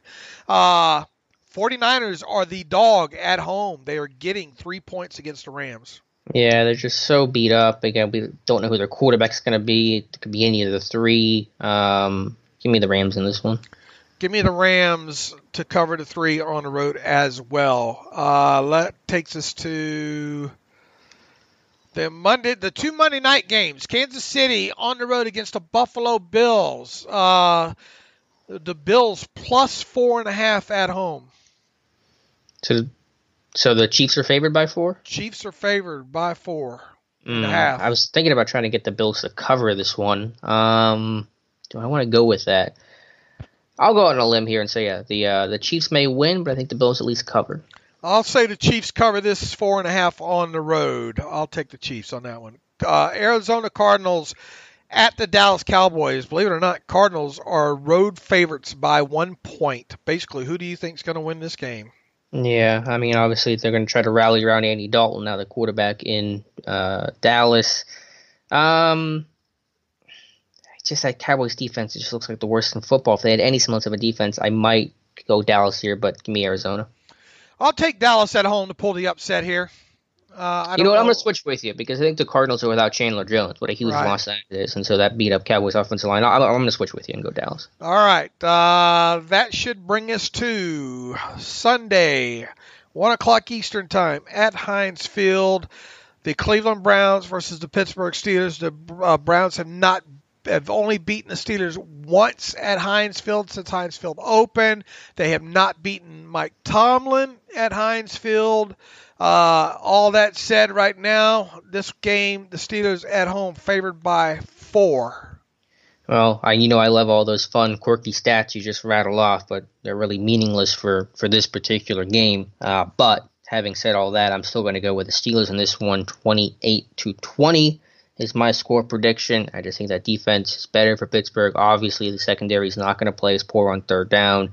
I think the pass rush will continue to do well, and overall, while the Browns have a good run game, the Steelers' run defense has been just overall so stingy this year. I think they went out in that battle, and that gives them the victory in this one. What's the score again? 28-20. What's the biggest advantage the Steelers have in this one? Advantage? How good that run defense is for sure, and just a better secondary overall than what Cleveland has to offer. Fair enough. I'm similar lines with you here. I think barring them just turning the football over too many times. I think Ben's been smart with it. I think the Steelers are going to be able to run better than probably what most people think in this game here. I think they can. I think that they get a couple of nice hits. I think Baker makes a couple of key mistakes in this game here, and I think a couple of turnovers by Baker in this one produce maybe some short field situations for the Steelers, which I think are key in this one. And I expect I think you're going to see the Steelers 5 explosive plays of 20 yards or more in this game, with one of those going to the house in this one. I think Ben does something down the middle of the field at least once. I think he maybe connects on one past 20 yards as well, too. It's time for that to happen as well, too. I have a bit of a quirky score on this one. I have Steelers 28-20, and I don't think they get to 28 by the 4 touchdowns. I think there's some weird scoring that goes. I don't know, maybe a safety in there or something like that plays a role in this one. By the way, the Browns had a safety in that game against the Colts because they got Philip Rivers to intentionally throw away the football in the end zone as well too. I'm gonna predict a safety in this one. How's that? So we both have 28-20. You're just doing it a little more creatively than I am. Right. Okay. Cool. A little bit different machination of it, but I was along the same lines with you. I was going to go 27 to 20, but I like 28 keeps popping in my head in there. All right, good deal. All right, so let's get to some reader emails and close out the show, Dave. All right, let us see here. Lenny writes in, Dave and Alex, what do you guys think about Ben's ability to follow the game plan? Let me explain. Last week, Deontay Johnson gets hurt, and all of a sudden, Chase Claypool scores 4 touchdowns. Don't you think, even back from the days when Bruce Arians was our offensive coordinator, him and Ben used to practically draw plays out in the dirt, that Ben is just a better quarterback to just go out there and wing it every week? I think if Ben can hit some long balls this week, we will win. The Browns sure seems like they're limping into this week. I think Ben will have a big day. We'll score 30 points. This could be a shootout. Excuse me, I'm yawning. I'm that boring? I just starting the show a little earlier today, and I'm a night owl. To the point about Ben, what is the overall point he's trying to make here about Ben being better when there just isn't a game plan? Is that? Yeah, I think he's trying to say that Deontay going out, well, maybe they were drawing up plays in the sand or something like that. I don't know. Yeah, I'm sure the goal was to not necessarily for Chase Claypool to score 4 touchdowns, but the goal was still to get him involved in some of the jet game and stuff like that. So I don't know if that terribly changed too much. I mean, obviously Ben certainly can run the show himself, and there are situations where you defer to him. 2-minute, for example, are situations where he gets to run the show and call plays, and he can check in and out of any play he wants to. So he certainly has a lot of freedom, but I mean, obviously you're not going to go full Sandlot and let him draw up everything. Let's see here. Yeah, I'm with you. I mean, look, I think we said this last week too. It kind of felt like the plan, maybe regardless of what had happened to Deontay in that game, was to maybe get Chase involved in some of those aspects there. Mm-hmm. Yeah, for sure. Jonathan Mason writes in, 3rd down, Alex and Dave. Yesterday on SNR, Matt Williamson was using numbers from Warren Sapp to explain that the defense is forcing about 14 third downs per game, first against the run on 1st and 2nd down, and 4th against the pass on 1st and 2nd down. Alex also explained on YouTube yesterday that looks to be more about miscommunication. My question is, are the problems we are seeing more about scheme on 3rd downs? I think we kind of already hit on this, but go ahead. Yeah, I mean, now to be clear, the miscommunication wasn't solely a 3rd down issue. The plays I picked were 1st, 2nd, 3rd down. It was a range of everything. I mean, some of it is scheme, some of it's communication.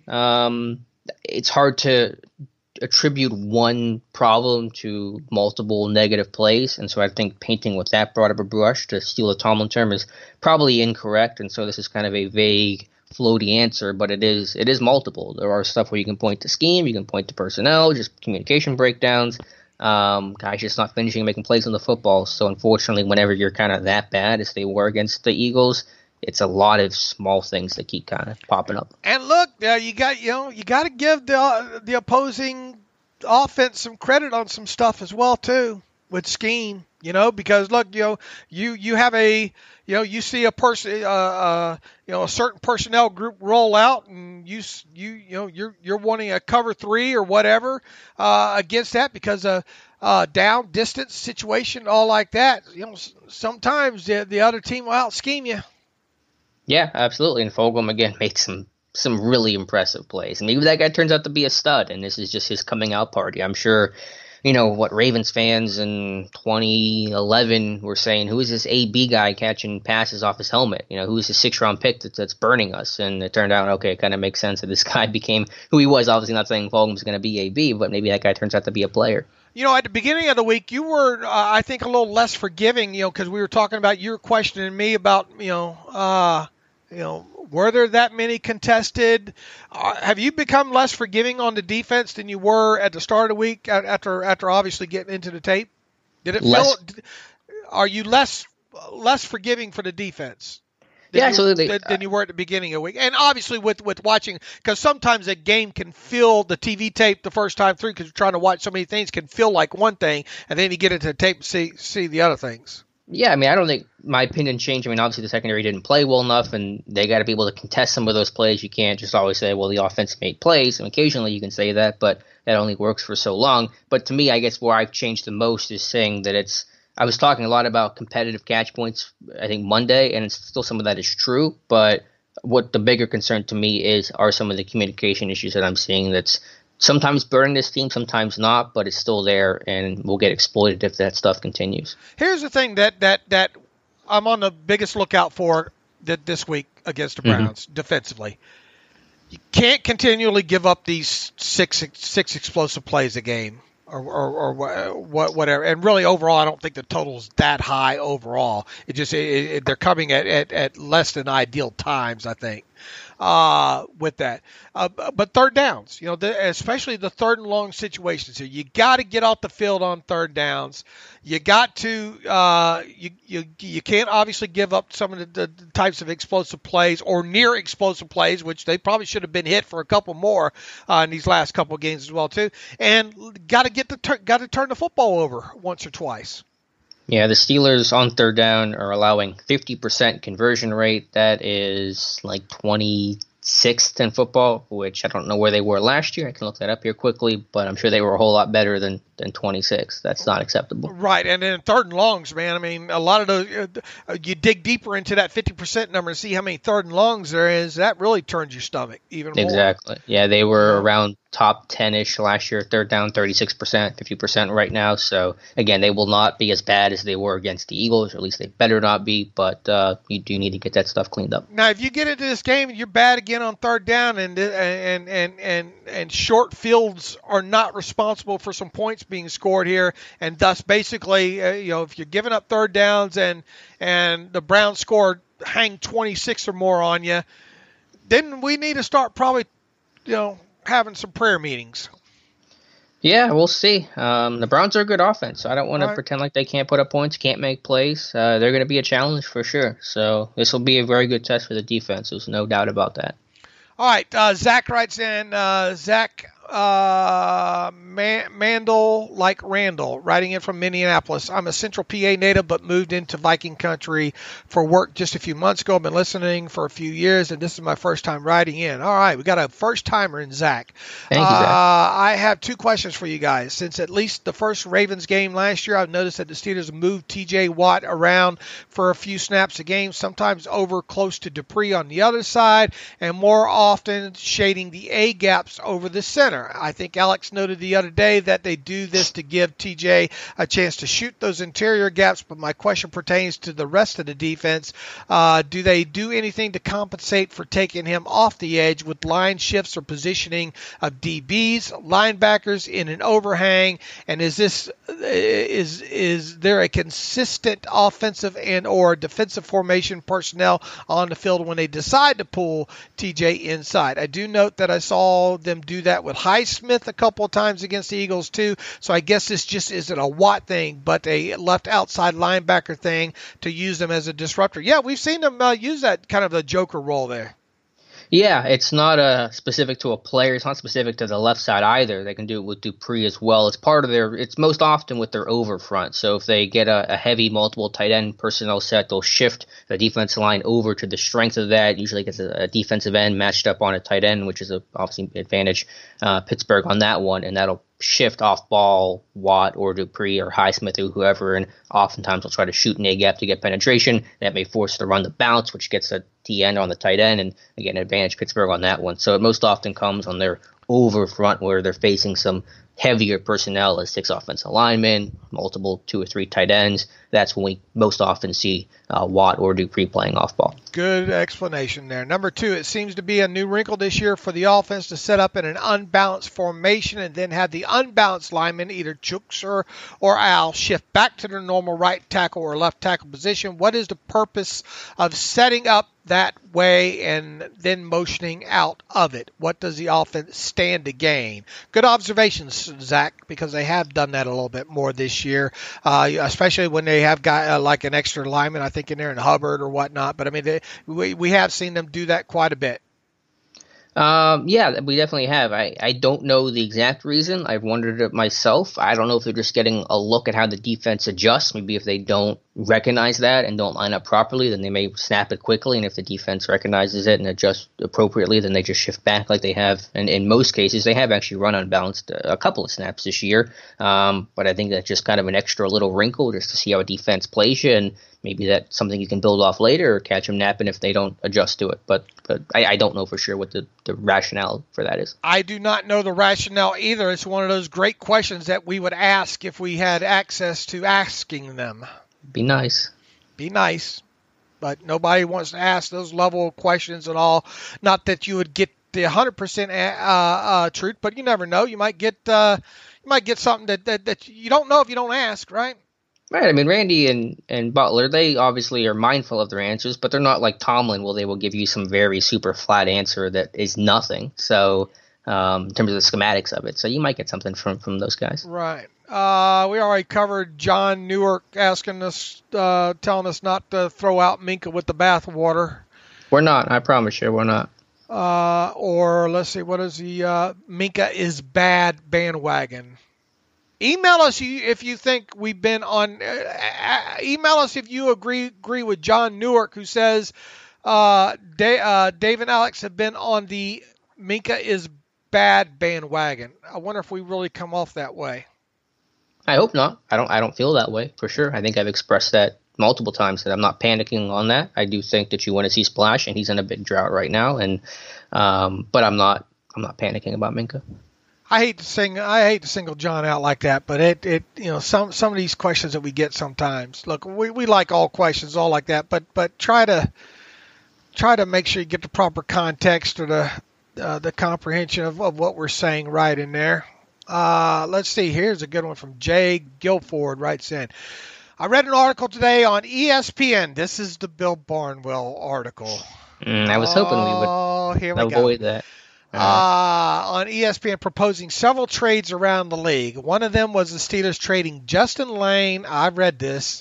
Justin Lane and a 4th-round pick to Washington in return for Dwayne Haskins. Just wondering what your thoughts on this would be. Not necessarily if the Steelers would or should do it, but just if this would be fair, worthwhile trade in your eyes. Personally, I haven't seen or heard anything from Haskins that would make me feel that he's worth making a move for. Also, a question for Alex. Okay, let's get that one addressed first. The question for Alex. Thoughts, this first one about Justin Lane and a 4th-round pick to Washington in return for Dwayne Haskins. He's wondering. He phrased this properly, not necessarily if the Steelers would or should do it, but just if this would be fair, worthwhile trade in our eyes. Yeah, from an on-paper standpoint, understanding that Bill Barnwell is not a Steelers beat guy and he's not following this team super closely, like it's not a terrible proposal if you made somebody come up with a list of trade proposals and you're just kind of trying to throw stuff out there. So putting aside the practicality of it, what it really happened, would I be in favor of just putting that aside for a second? Yeah, I think it's reasonable. I get where he's coming from. I hate that Jay did such a great job of phrasing this question. Because it kind of puts us in the box here of the would or should, got to throw that out aspect of it. I roll my eyes when I read it. I roll my eyes when anybody writes about it. But I understand the framework of it. And Kevin Colbert is a pedigree guy too, right, Alex? Right. Yep. And when you have the pedigree aspect of it, and then when you also look, because Dwayne Haskins has got a couple more years on the rookie contract than the old look, the Sam Darnold thing's a whole lot different because of the contract situation surrounding him, okay, and because of the Ben, and we expect him to be extended, yada yada. The whole contract thing, and look, I mean, I haven't really looked at Haskins' contract either, to be honest with you, but I would assume that him not being anywhere close to his 5th-year option kind of helps things out there, correct, Alex? You would think, right? Yeah, from a contract standpoint, obviously Haskins is a lot more feasible to acquire as opposed to Darnold. Right, because I'm looking at now, 2021 Haskins, his base salary obviously is $1.1 million, and that's already lowered this year because of the games he's played. You look at 2021, a $1.8 million base salary that and that's fully guaranteed that you'd have to absorb. That's obviously a lot easier to swallow than the Donald. So push comes to shove, the way Barnwell has this framed. I mean, what are you really losing right now in a guy in Justin Lane, Alex? Yeah, I mean, potentially not a whole lot. Would I do the trade? No, because I need those draft picks because I'm losing so many players in free agency, and I'm not crazy about Haskins either. But from just am I going to criticize Barnwell too much for suggesting the idea? No, I think it's one of the more reasonable proposals you could come up with. Right, and I studied Haskins limited. Coming out, to me, he's not the best IQ guy. Is that the kind of sense that you get about him? Yeah, I mean, I haven't watched him enough to really be able to draw that conclusion, to be honest with you. Anyway, Jay, I get where you're coming from there, and it's not the worst trade proposal that we've seen. Right, and yeah, as you said, Colbert, pedigree guy, Ohio State guy.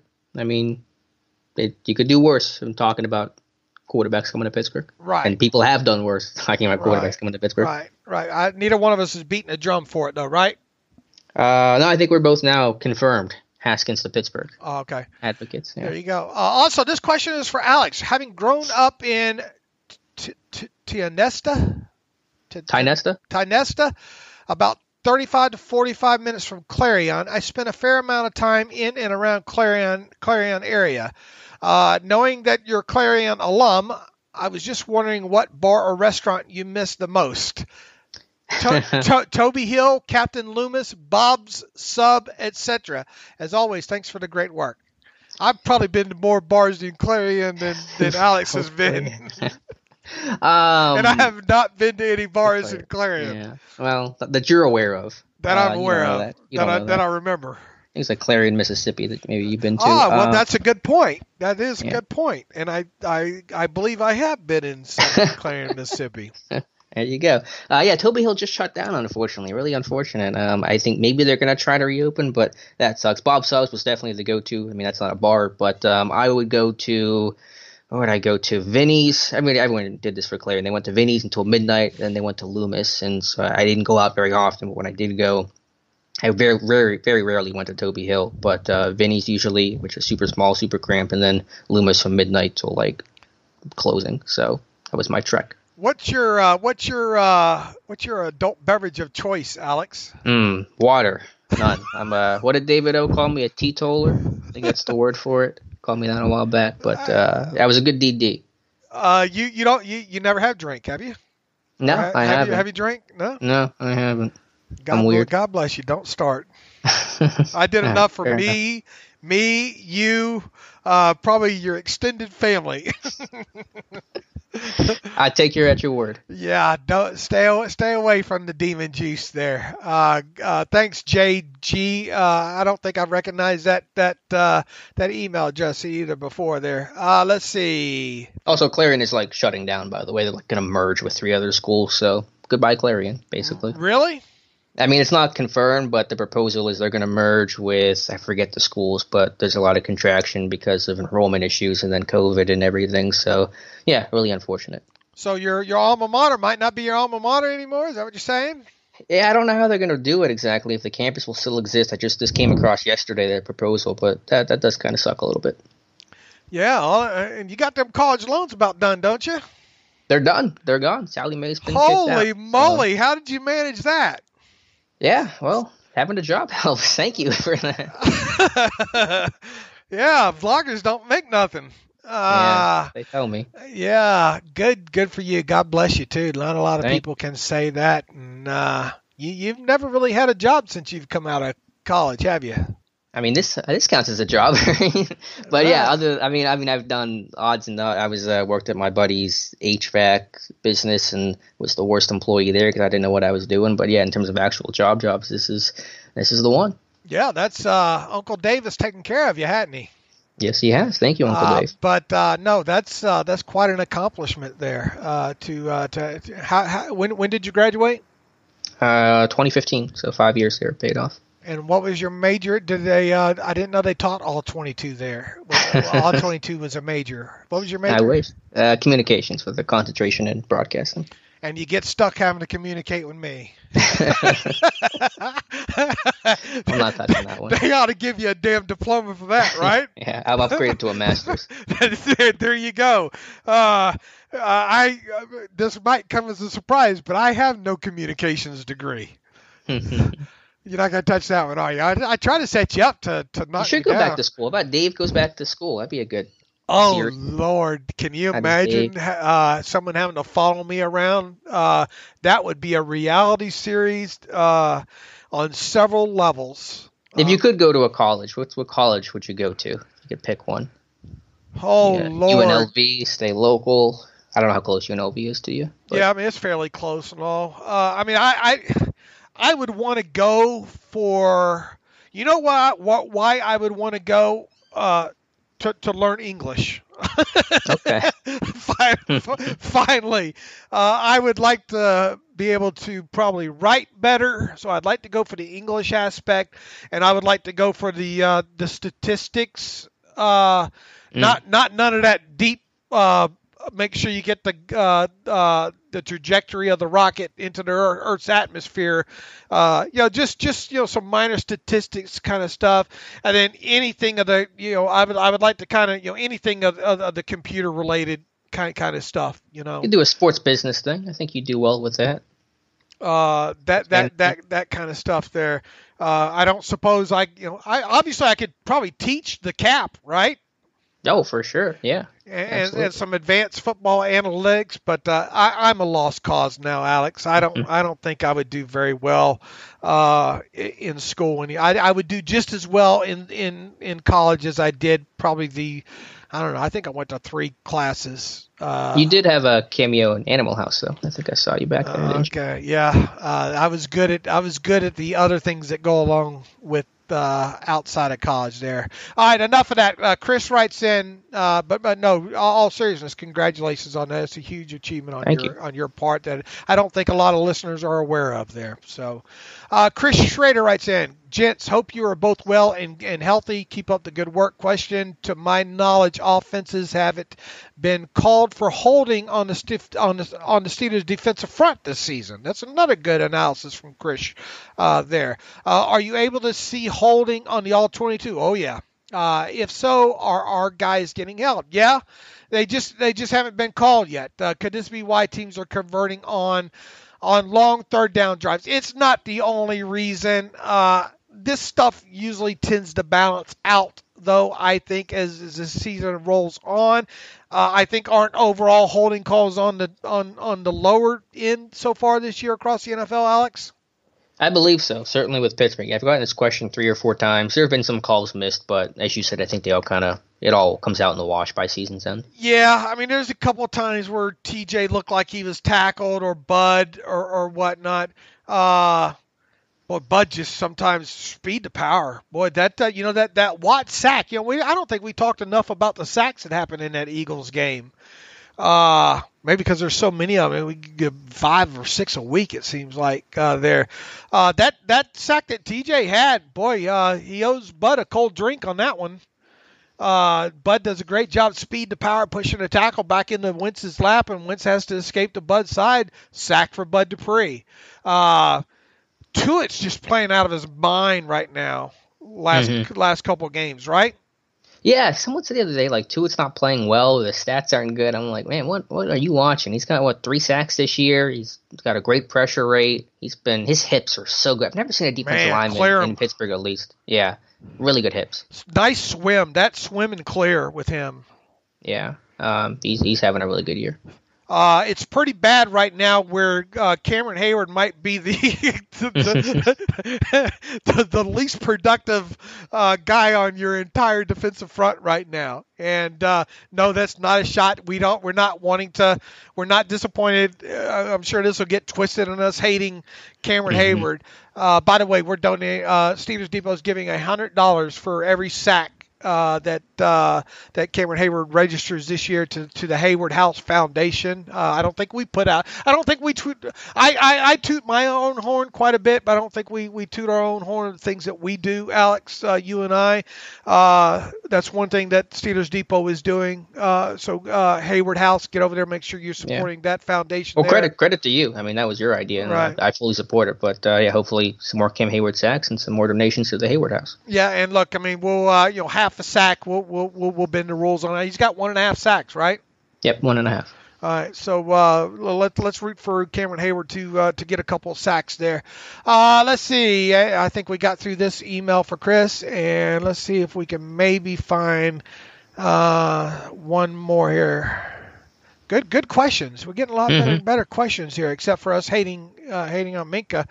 At the risk of sounding a whining, which is not my intention, this is from Jerry. On top of this is another holding call one, but glaring against the Steelers given that we watch them as fervently as we do. However, I've noticed a trend of officials overlooking not just offensive holding, but quick false starts that they're not called, which I saw multiple times from the Eagles tackles, as well as procedural issues such as not enough players on the line of scrimmage, which I saw multiple times from the Eagles.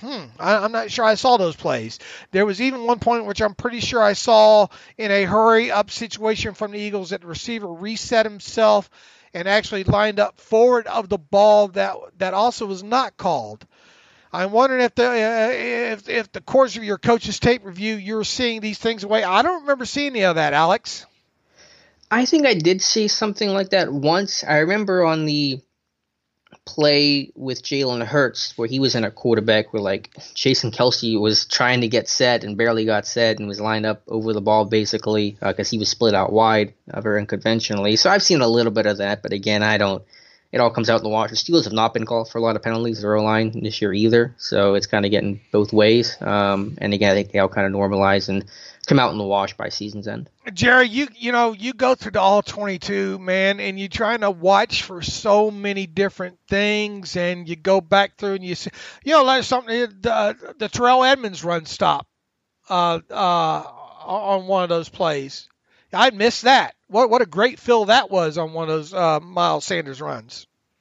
Absolutely. There, I guess what I'm getting at, Jerry, is we try to be as thorough on this as we can, but a lot of this stuff we'll pick up. There'll be something during the off season. I'll be going back through tape and I'll say, oh man, I missed that altogether. So, I'll try to make a note of trying to go back through it and see if I can pick up some of these things that you had pointed out maybe Friday night and all. But yeah, we don't hit as much time as Alex and I stay buried in it. We don't see all of it there. So props on you if you're picking up some. Send us plays. Send us down distance if that really helps us go right to something in a hurry.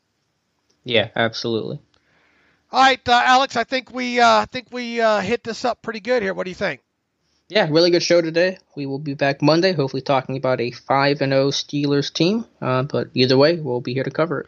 All right, look, you want to win. Another thing Alex and I are trying to do to up our followers and stuff like that on the Twitter machine. We're going to be giving away yet another TJ Watt Sports Illustrated cover metal print Saturday night at 1 minute until midnight. All right, we've already given one. These things are sharp. I ordered one to the house just to take a look at it. It's a metal print of an SI cover, actual size. It look great hanging up on your wall. And look, TJ Watt, obviously up and coming NFL player.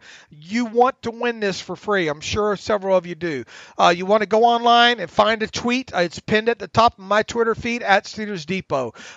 Easy to win it. You follow 4 Twitter accounts. My new Twitter account, Fungible Dave. How about that? Fungible Dave. At Steelers Depot, at Alex_Kozora, and at Terrible Podcast. Follow those 4 accounts on Twitter. Retweet the tweet that the contest is, and that's all you have to do. A random drawing will take place on Saturday at 1 minute. Saturday night, 11:59 Eastern Standard Time. I will announce the winner on Twitter. So easy to win. Everybody should be trying to win this. So in the meantime, you can follow me on Twitter, and you should be already, at Steelers Depot. Should be following Alex, at Alex_Kozora. Follow the show at Terrible Podcast. Follow at Fungible Dave on Twitter as well, too. You can email the show, theterriblepodcast@gmail.com. A lot of great, we like hearing from the new people. We love hearing from the new people. Right, Alex? And let us know every email that you send, let us know where you're from as well, too. We like hearing that as well, too. So send us an email, theterriblepodcast@gmail.com. If you like what we do and you want to donate to the cause, go to SteelersDepot.com, hit the donate button up right navigational bar. Also, if you would like an ad-free version of the site, go to SteelersDepot.com, hit the ad-free button up right navigational bar. And for $25 for 1 calendar year, you can have an ad-free version of the site. It's easy. Just go there, pay the $25, create yourself a username and a password, and then log in either on desktop, phone, whatever, that way. It's easy to do. A lot of people love doing it. So with that, happy Friday, everybody. Alex and I will be back on Monday to discuss the Steelers game against the Browns. And as always, thanks for listening to the Terrible Podcast with Dave and Alex.